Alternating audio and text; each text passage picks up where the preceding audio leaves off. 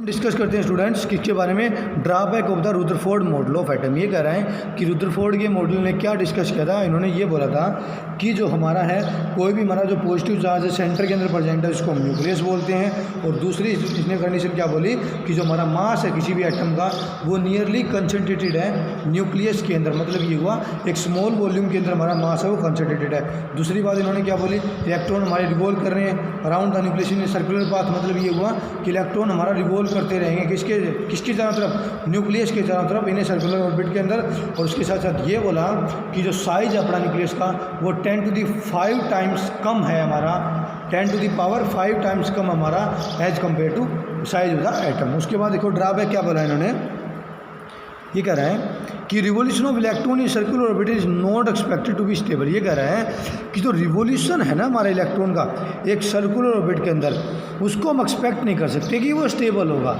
अब इसका मतलब इन्होंने क्या बोला कि यहाँ पर इसका कहने का मतलब बेटा ये है कि यह ज़रूरी नहीं है कि कोई भी हमारा इलेक्ट्रॉन या कोई भी हमारी जो ऑब्जेक्ट है वो सर्कुलर ऑर्बिट के अंदर रोटेट कर रही है तो वो हमारा स्टेबल रहेगा।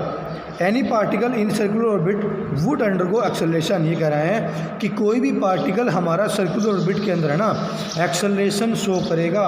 एक्सेलरेशन के बारे में बेटा आप फिजिक्स के अंदर स्टडी करोगे, मैं यहाँ पर कुछ नहीं बताऊँगा आपको।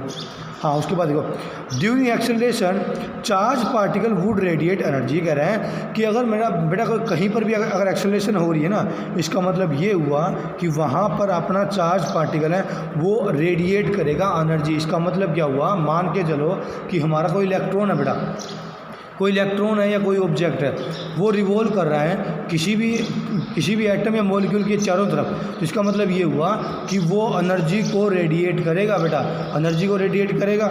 उसके बाद इन्होंने क्या बोला, दस revolving electron would loss energy. ये कहता है जो इलेक्ट्रॉन रिवॉल्व कर रहा है इसकी वजह से क्या कि अगर देखो अगर वो हमारा रेडिएट कर रहा है एनर्जी को, रेडिएट एनर्जी का मतलब क्या हुआ कि वो एनर्जी को लॉस कर रहा है। एनर्जी को लॉस का मतलब यही हुआ कि रिवॉल्विंग इलेक्ट्रॉन क्या करेगा, एनर्जी को लॉस करेगा और finally fall into the nucleus.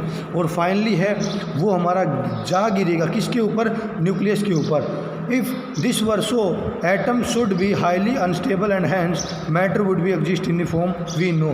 ये कह रहा है कि यदि हमारा इलेक्ट्रॉन रिवॉल्व करते करते बेटा अगर वो हमारा कहाँ पर न्यूक्लियस के ऊपर बेटा जा गिरता है, मतलब न्यूक्लियस के ऊपर जाके टकरा जाता है, इसका मतलब क्या हुआ, इसका मतलब ये है कि एटम जो हमारा है ना वो हमारा हाईली अनस्टेबल रहेगा और मैटर हमारा एग्जिस्ट नहीं करेगा नेचर के अंदर।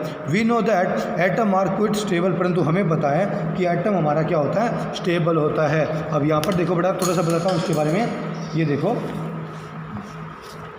एक मिनट, हाँ यहाँ पर देखो इन्होंने क्या बोला, ये बोल रहे हैं कि एक इलेक्ट्रॉन जो अपना है वो रिवॉल्व कर रहा है हमारा न्यूक्लियस के चारों तरफ। मान के चलो कि ये अपना न्यूक्लियस है, न्यूक्लियस के चारों तरफ इलेक्ट्रॉन रिवॉल्व कर रहा है। ऐसे कुछ इसने बोला था, इसने बोल दिया कि इलेक्ट्रॉन ऐसे कुछ रिवॉल्व कर रहा है। अब ये कह रहा है कि एक हमारा एक फिजिक्स के अंदर बड़ा एक फॉर्म आता है न्यूटन ना पता नहीं, अब उसका ध्यान नहीं मेरे को कंप्लीट क्या बोलते हैं उसको।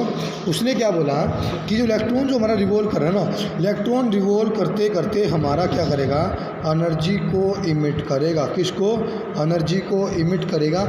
और जो एनर्जी हमारी इमिट होती है ना इसका मतलब क्या हुआ, अब देखो एनर्जी इमिट करने का मतलब ये हुआ कि इसका जो पाथ है ना बेटा, ये डिस्टेंस है वो हमारी कम होती जाएगी। मतलब ये हुआ कि ये न्यूक्लियस के नज़दीक होता जाएगा और जैसे जैसे ये न्यूक्लियस के नज़दीक होता जाएगा तो ये कह रहा है कि एक कंडीशन हमारी ऐसी आ सकती है कि जहाँ पर इलेक्ट्रॉन है वो हमारा कहाँ पे, न्यूक्लियस के ऊपर मिलेगा।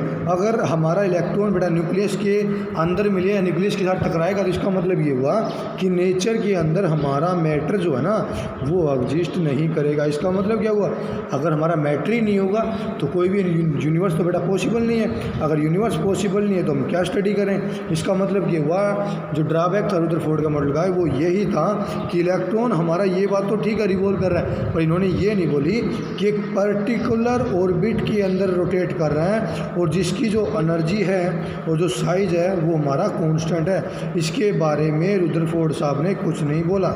आई होप कि बेटा क्लियर हुआ होगा। थैंक यू बेटा। उसके बाद में हम न्यूट्रॉन के बारे में डिस्कस करेंगे नेक्स्ट वीडियो के अंदर। थैंक यू बेटा।